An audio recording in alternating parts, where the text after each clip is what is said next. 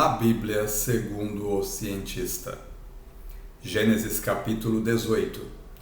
3 homens misteriosos ou o Deus único que é mais de uma pessoa. Este é o canal A Bíblia segundo o cientista. Aqui é um canal no qual nós tentamos separar o que é fato do que é fé, o que é crença do que é ciência, mostrar para você o que realmente está escrito na Bíblia, né? O que a gente consegue demonstrar, o que tem evidências históricas, científicas que realmente aconteceu e coisas que realmente só dá para acreditar ou não. Vamos lá. Episódio de hoje, Gênesis capítulo 18. 3 homens misteriosos. Nosso plano de estudos de hoje. Deus aparece para Abraão. Deus quer destruir Sodoma e Gomorra. Abraão tenta fazer Deus mudar de ideia. Vamos lá. Deus aparece para Abraão. Gênesis capítulo 18, versículo 1, está escrito: Depois apareceu-lhe o Senhor nos carvalhais de Manre, estando ele assentado à porta da tenda, quando tinha aquecido o dia. Quando aparece a tradução em português, o Senhor, né, no Antigo Testamento, aqui a gente tem no hebraico, geralmente, a palavra original é Adonai, né? Diferente de quando aparece Deus, né? Ela é a tradução comum da palavra Elohim. Então, quando no hebraico está Elohim, geralmente traduzem para Deus, e quando está Adonai, traduzem para Senhor. Então, aqui, o Senhor, né, apareceu para Abraão nos carvalhais de Manre, né, onde ele tinha se assentado depois do acordo que fez com seu sobrinho Ló. Bem, aí é que está a questão, né? O verso 1 fala que Deus apareceu para Abraão, né? Mas como é que ele apareceu? Como que Abraão sabia que era Deus? O que apareceu para ele? Bem, no verso a seguir está escrito: E levantou os olhos e olhou, e eis 3 varões estavam em pé junto a ele. E vendo-os, correu da porta da tenda ao seu encontro e inclinou-se à terra. Então, o verso seguinte diz que havia 3 homens de pé diante de Abraão. Isso depois que o verso começa falando que Deus apareceu para Abraão. Então, se Deus apareceu para Abraão, ele olha, tem 3 homens, então esses 3 homens eram Deus. Bem, ou será que eram anjos? Olha só, a palavra em hebraico que está nesse trecho é Anashim. Anashim, traduzido como homens, para o português, mas quer dizer pessoas. Então, não aparece, não é uma palavra para designar anjo. O primeiro anjo que aparece na Bíblia é o querubim do Jardim do Éden. O querubim só vai ser posteriormente agrupado na mesma categoria dos anjos. Mas aí existe um ser que não é um humano, que é citado no Gênesis, no Jardim do Éden, que é o querubim. Tem uma palavra específica para isso, hebraico, a querubim. Quando o escritor de Gênesis ele se refere ao ser que apareceu para Agar, que é traduzido como anjo em português, ele usa malak, que é mensageiro. Então, ao usar a palavra Anashim, nesse capítulo de Gênesis, para falar das pessoas, dos homens que apareceram para Abraão, então ele está dizendo que não eram mensageiros, não eram querubins, não eram anjos, eram homens mesmo, eram diferentes. Então, algumas pessoas falam que esses 3 que apareceram aí para Abraão eram anjos. Bem, esse é o fato, é que a palavra usada no hebraico para esses 3 homens não é a mesma palavra usada para designar outros personagens que são traduzidos como anjos. Bem, Abraão, de qualquer forma, ao longo do capítulo, ele trata os 3 homens como Deus, porque ele se dirige para os 3 dizendo: meu Senhor. E essa tradução, meu Senhor, ela vem da palavra Adonai, né? A palavra para Senhor, referindo-se a Deus. Então ele diz, meu Senhor, se agora tem achado graça aos teus olhos, rogo-te que não passes de teu servo. Traga-se agora um pouco de água, lavai os vossos pés e recostai-vos debaixo dessa árvore. E trarei um bocado de pão para que esforceis o vosso coração. Depois passareis adiante, porquanto por isso chegastes até vosso servo. E disseram, assim faze como tens dito. Então, Abraão se dirige para aqueles 3 pessoas como se fosse uma só, mas ao mesmo tempo falando, né, no plural aqui. Então é como se aqueles 3 pessoas fossem a manifestação corpórea de Deus, né? Aquele com quem ele já falava. E assim, nós não sabemos, na verdade, como que eram as conversas de Abraão anteriormente, né? Não há relatos de manifestações físicas, né? De aparições, né? Deus falava com Abraão, né? Então nós só temos aqui a informação da voz, nós não temos informação de aparições, né? Mas como que ele aparecia? Abraão só escutava a voz, né? Então são informações que são omitidas, nós não temos a menor ideia. Então a gente supõe que Abraão só escutava, mas nesse momento há uma manifestação física. Bem, aí Abraão mata um bezerro para os 3 homens. E Abraão apressou-se em ir ter com Sara a tenda e disse-lhe, amassa depressa 3 medidas de flor de farinha e faze bolos. E correu Abraão às vacas e tomou uma vitela tenra e boa e deu ao moço que se apressou em prepará-la. E tomou manteiga e leite a vitela que tinha preparado e pôs tudo diante deles. E ele estava em pé junto a eles debaixo da árvore e comeram. Então, a vitela, que também é chamado às vezes vitelo, é o termo para carne de bezerros. Então Abraão ele matou um bezerrinho para poder servir para os seus convidados que ele está tratando como o próprio Deus aí. E aí ele mandou a Sara também fazer uns bolinhos de farinha. Isso devia, né, então com manteiga e leite, isso devia ser um banquete, né, considerando as condições deles. Certo. Aí nós temos uma promessa. Na verdade, essa promessa já está sendo repetida várias vezes aqui, né? Os 3 homens perguntam assim, em Gênesis 18, versos 9 e 10. E disseram-lhe, onde está Sara, tua mulher? E ele disse, ei-la, aí está na tenda. E disse, certamente tornarei a ti por este tempo da vida. E eis que Sara, tua mulher, terá um filho.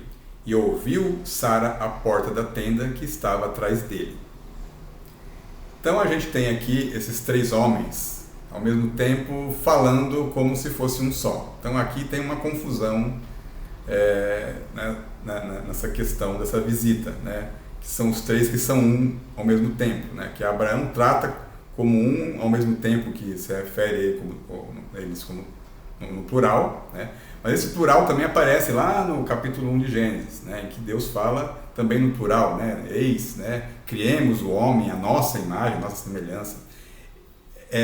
Essas referências elas vão ser importantes depois para o cristianismo, que o cristianismo vai utilizar isso como justificativa para a trindade cristã, tá? Mas, na verdade, isso não fica explícito no Antigo Testamento.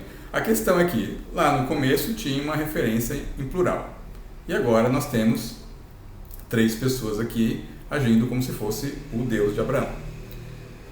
Aí, né, esses 3 aqui, eles dão uma promessa de que eles vão voltar, né, e aí a Sara vai ter um filho. E a Sara está escutando, né, ali na tenda, até porque a tenda, né, atrás da tenda é mais fácil de ouvir que atrás da parede, né? E aí a Sara, ela ri, né? Nos versos 11 a 12, Gênesis 18 está escrito, e eram Abraão e Sara já velhos e adiantados em idade. Já a Sara havia cessado o costume das mulheres. Assim, pois, riu-se Sara consigo, dizendo, terei ainda deleite depois de haver envelhecido, sendo também o meu senhor já velho? Então, o costume, que está vindo da palavra hebraica de orak, está se referindo à menstruação. Então, a Sara está dizendo aqui que ela não menstruava, mas ela já tinha entrado na menopausa. Ela, então, não tinha nenhuma expectativa de ter filhos. Tá? Então, por isso que ela riu. A gente já viu anteriormente, no outro capítulo, no outro vídeo, que o Abraão também riu da promessa de Deus. Agora é a Sara que ri, né? Então a gente está vendo que esse pessoal aqui, né, os grandes patriarcas, eles tinham uma fé intermitente mesmo, né? Então eles não acreditavam na promessa, né? Pelo menos não o tempo todo. E aí Deus mostra a sua onisciência, né? Então aqui nós temos que a Sara estava num outro compartimento, ali uma outra tenda, né? O Abraão estava lá junto com os três, que eram um, e disse o Senhor a Abraão, versos 3 a 15 do Gênesis 18: Por que se riu Sara dizendo, na verdade gerarei eu ainda, havendo já envelhecido? Haveria coisa alguma difícil ao Senhor? Ao tempo determinado, tornarei a ti por este tempo da vida, e Sara terá um filho. E Sara negou, dizendo, não me ri, por quanto temeu. Ele disse, não digas isso, porque te riste. Então aqui é uma demonstração de onisciência. Então a Sara estava fora do campo de visão ali deles, mas mesmo assim, né, os três que eram um, viram ela rir, né, e falaram para ela não mentir. Ó, não mente aí que eu tô te vendo, é feio. E legal eles, né? Então essa promessa repetitiva, né, de que eles vão ter um filho natural, vai lançar, vai dar luz, é uma notícia boa, mas não tem só notícia boa, tá?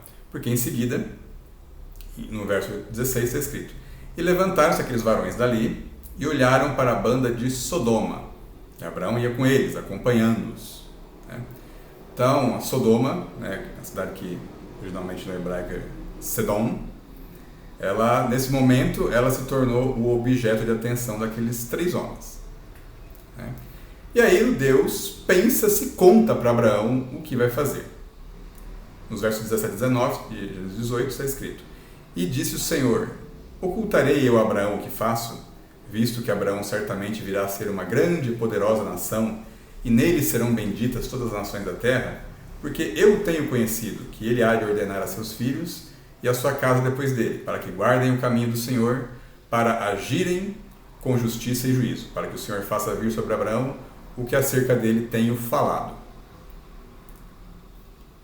Bem, observe assim, né? Aqui Deus está falando com ele mesmo, é um monólogo. A questão é assim, será que ele está falando e Abraão está ouvindo? Ou Deus está falando e só Deus está ouvindo assim? Nós estamos aqui, o que esse trecho de Gênesis ele é? Ele é o pensamento de Deus, né? Então nesse caso, o narrador, esse que está, o escritor de Gênesis que está escrevendo, ele teve acesso ao pensamento aí de Deus para saber o que Deus pensou, né? Na verdade, aquele que escreveu, ele recebeu essa informação de alguém, né? Como é que ele sabe como é que o mundo foi criado, o Jardim do Éden, todas as coisas ali? Alguém contou para ele, né? Então nós aqui, né, considerando, né, a tradição, né, então supomos, né, então, estamos supondo na condição, né, de crentes no livro de Gênesis que Deus narrou a Moisés as coisas que aconteceram e que Moisés não viu nem escutou, né? Mas aqui o interessante é o seguinte, é pensar sobre se esse questionamento que Deus faz a si mesmo, se ele foi ouvido ou não por Abraão, ou se era coisa só do pensamento de Deus, né? Então a pergunta é, será que o Abraão estava ali do lado e perguntou, você está falando comigo? Né? Nós não sabemos. Bem, e aí nos versos 20 e 22 está escrito, né? Disse mais o Senhor, porquanto o clamor de Sodoma e Gomorra se tem multiplicado, e porquanto seu pecado se tem agravado muito, descerei agora e verei se com efeito tem praticado segundo este clamor que é vindo até mim, e se não, sabê-lo-ei. E então viraram aqueles varões o rosto dali e foram-se para Sodoma. Mas Abraão ficou ainda em pé diante da face do Senhor. Aqui é uma coisa estranha também, veja bem. Então Abraão fica, Deus, ele pergunta a si mesmo se ele vai contar para Abraão ou não, se ele vai contar para Abraão ou não, que ele vai destruir Sodoma e Gomorra, né?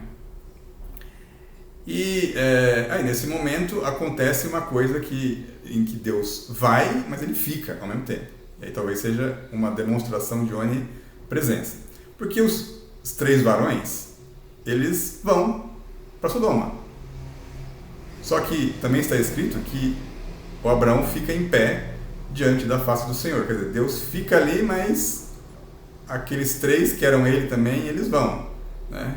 Então se você leu o Watchmen, ou você assistiu o filme Watchmen, conhece o Dr. Manhattan, talvez você visualize isso, né? Alguém se dividindo, né, em mais de um, e para poder fazer duas coisas ao mesmo tempo aqui. Então esse fenômeno aconteceu ali. Os 3 varões vão, mas alguém fica ali com Abraão, né? Então Deus ao mesmo tempo vai e fica. Bem, aí ou Abraão escutou o que Deus falou anteriormente, ou existe aqui um relato de Deus para Abraão que foi omitido, né? A questão é que Abraão sabe o que vai acontecer, tá? E aí ele pergunta se Deus vai matar todo mundo em Sodoma. Em Gênesis 18, 23 e 25 está escrito: E chegou-se Abraão dizendo: Destruirás também o justo com o ímpio? Se, porventura, houver 50 justos na cidade, destruí-los-ás também, e não pouparás o lugar por causa dos 50 justos que estão dentro dela? Longe de ti que faças tal coisa, que mates o justo com o ímpio. Que o justo seja como o ímpio, longe de ti seja.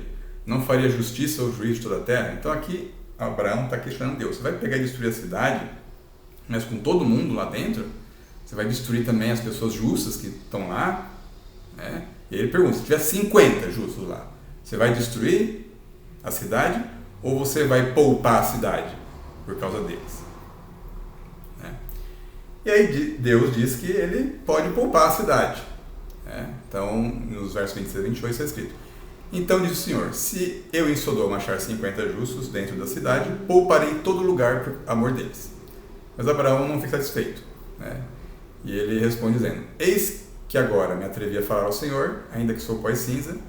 Se porventura faltarem de 50 justos 5, destruirás por aqueles 5 toda a cidade? E disse: Não a destruirei se eu achar ali 45. Então Abraão, ele começa a negociar ali com Deus, né, para ver até qual é a quantidade ali de justos mínima para poder poupar a cidade de Sodoma, né? Então Abraão, ele testa ali a misericórdia de Deus, né? Faz uma negociação para saber até qual o limite que ele consegue ali chegar para poupar a cidade.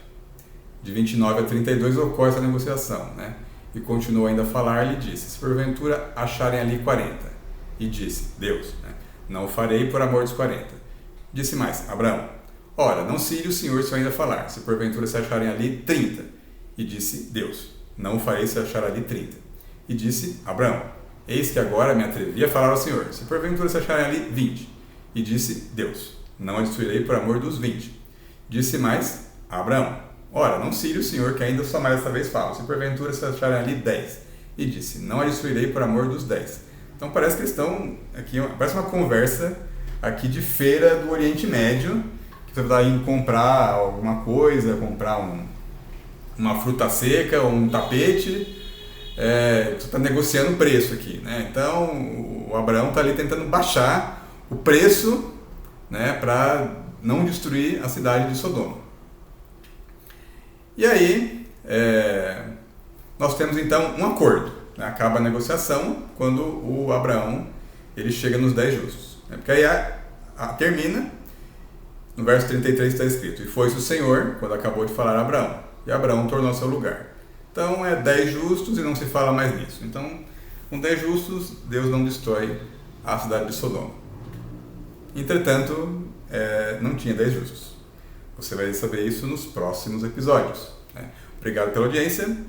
Se inscreva no canal, compartilhe, ative as notificações e faça comentários também, né? A partir de agora a gente vai dar as referências que a gente dá no final, tá? Que a gente não inventa, né, as nossas aulas aqui do nada. A gente usa a Bíblia Sagrada ao meio da revista corrigida em português, mas a gente vai consultar fontes em hebraico para saber como que é o original. A gente usa uma fonte hebraico moderna, que vem do interlinear hebraico-português, para mostrar para você como são as palavras em hebraico, né, o seu significado. E mais uma vez, obrigado pela sua audiência. Então não se esqueça de assistir os próximos vídeos.